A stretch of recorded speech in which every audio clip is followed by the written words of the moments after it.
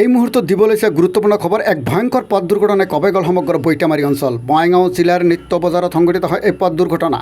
তীব্ৰ বেগী চাৰিচকীয়া বাহনে খুন্দিয়ালে এগৰাকী কিশোৰীগৰাকীয়ে নিত্য বজাৰ কাঁইটপাৰা গাঁৱৰ মাছুমা খাতুনে মাকৰ সৈতে মোমায়েকৰ ঘৰলৈ গৈ থকা সময়তে হয় এই দুৰ্ঘটনাটো। কিশোৰীগৰাকীয়ে ৰাষ্ট্ৰীয় ঘাইপথ পাৰ হ'ব লওঁতেই সংঘটিত হয় এই দুৰ্ঘটনা। তথাপিও কিশোৰীগৰাকীক চাপৰ সামূহিক চিকিৎসালয়ত ভৰ্তি কৰা হয় যদিও উন্নত চিকিৎসাৰ বাবে কিশোৰীগৰাকীক বঙাইগাঁৱলৈ প্ৰেৰণ কৰা দেখা যায়। দুৰ্ঘটনাগ্ৰস্ত বাহনখনৰ নম্বৰ AS01AU 6690 বুলি জানিব পৰা গৈছে। দুৰ্ঘটনাগ্ৰস্ত বাহনখন সম্প্ৰতি বৈঠামাৰীৰ আৰক্ষী জিম্মাত থকা বুলি জানিব পৰা যায়।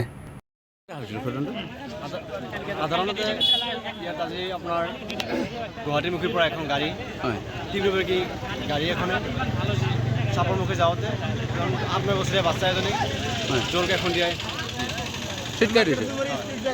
তাৰপিছত লগালগ ইয়াৰ ড্ৰাইভাৰ আৰু হেণ্ডিমেন ক'ত গৈছে নাজানো, কিন্তু গাড়ীৰ পৰা এজনে যে ৰোগীৰ লগত হস্পিটেললৈ গৈছে। আৰু এইখন বজাৰত সঘনাই দেখা যায় এনেকুৱা ঘটনা।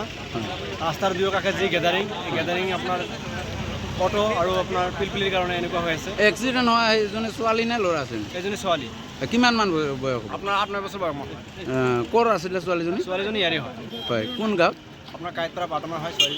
গাড়ীখনৰ নম্বৰটো আপুনি জানে নেকি? গাড়ীখনৰ নম্বৰ চাব লাগিব। হয়, ঠিক আছে।